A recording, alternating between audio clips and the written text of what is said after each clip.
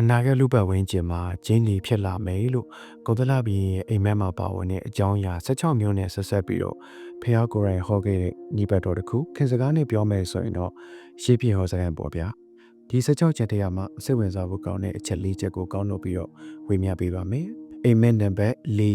ခွားရှိပြီးတော့လေးလံတဲ့ဝင်တွေကိုထမ်းနိုင်တဲ့နွားကောင်းနွားတဲ့ရှိပါလေးနဲ့ခွားငယ်နွားပေါက်လေးတွေကိုတဘိုးမှာရုံခိုင်းစေရဲ့အင်အားနဲ့မမျှတဲ့ဝန်ကိုထမ်းထားရတဲ့နွားငယ်လေးတွေဟာမနံမနီးဖြစ်ကြရတယ်လို့ဘယင်ကအိမ်မက်မဲ့ပါတယ်ဒီအိမ်မက်နဲ့ဆက်ဆက်ပြီးတော့အနာဂတ်မှာဖြစ်လာမယ့်အကြောင်းအရာကတော့ဇာဝိတမကောင်းတဲ့ဘယင်တွေလက်ထက်မှာမင်းချစ်တရားနဲ့ညီမုန်းချုပ်ကြတော့ဘဲနဲ့ပညာတက်ပြီးတော့အရေးချင်းရှိတဲ့မင်းမှုရန်အမတ်တွေကိုယာတို့ကနေထုတ်ပယ်ပစ်လိမ့်မယ်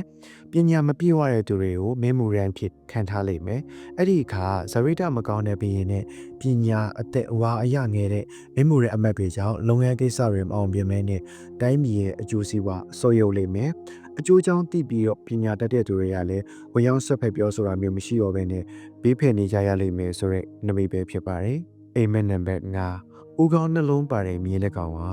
ကဂရင်းနှစ်ဖက်လုံးကနေကျွေးလာသမျှအစားအသောက်တွေကိုစားနေရလို့ဘယင်းကမြင်မှတ်ပါတယ်ဒီမိရဲ့အတိတ်ပဲကတော့ကိုရှင်တရားမကောင်းတဲ့ဘယင်းတွေလက်ထက်မှာ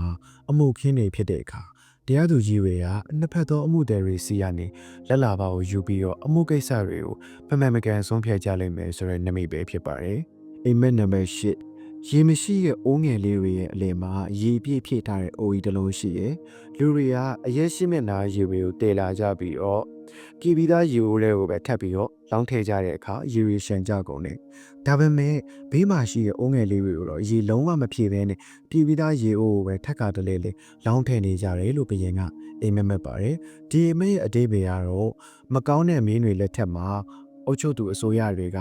မိမိတို့ရဲ့အကျိုးစီးပွားကိုပဲကြည့်ပြီးတော့ဆင်းရဲတဲ့ပြည်သူတွေကိုအသုံးချကြလိမ့်မယ်။အဲ့ဒီအချိန်မှာပြည်သူတွေကမိမိတို့ရဲ့အသက်မွေးမှုထက်အုပ်ချုပ်တဲ့သူရဲ့အကျိုးစီးပွားအတွက်ပဲအလုပ်လုပ်ကြရတဲ့အခါပို့ပြီးတော့ကြက်တဲလာကြလိမ့်မယ်။သူတို့ရှာရမယ့်အကျိုးမြတ်တွေကအုပ်ချုပ်တဲ့သူတွေစီကိုပဲရောက်လိမ့်မယ်။အဲ့တော့မင်းအစိုးရနဲ့ပြည်သူကြားမှာဆင်းရဲချမ်းသာကွာဟမှုကြီးမားလိမ့်မယ်ဆိုတဲ့နမိတ်ပဲဖြစ်ပါတယ်။အိမ်မက်နံပါတ်7ဒီမက်ကတော့ရိုးရှင်းပါတယ်ပုံမှန်ဆိုရင်ရေပေါ်မှာပေါ်နေရတဲ့ဘူတောင်လေးတွေကရေအောက်မှာနေမြုပ်နေတာကိုမြင်တွေ့ရတယ်လို့ဘယင်ကအိမ်မက်မဲ့ပါတယ်ဒီမက်ရဲ့အတိတ်ပဲကတော့တရားမဆောင်တဲ့မင်းတွေလက်ထက်မှာ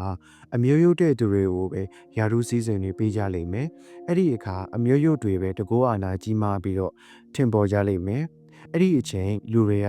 ပညာရှိတဲ့သူတွေရဲ့စကားကိုလက်မခံကြတော့ဘဲနဲ့အမျိုးရုပ်တွေရဲ့စကားကိုပဲလက်ခံယုံကြည်ကြလိမ့်မယ်ဆိုတဲ့နမိတ်ပဲဖြစ်ပါတယ်ကျွန်တော်အခုဝေမျှခဲ့တဲ့အိမ်မက်နဲ့ပတ်သက်တဲ့ရှေးပြေးနမိတ်၄ခုတည်လက်ခံခြင်းစရာကောင်းရဲ့လားလက်ရှိမှာကြုံတွေ့နေရပြီလားဒါမှမဟုတ်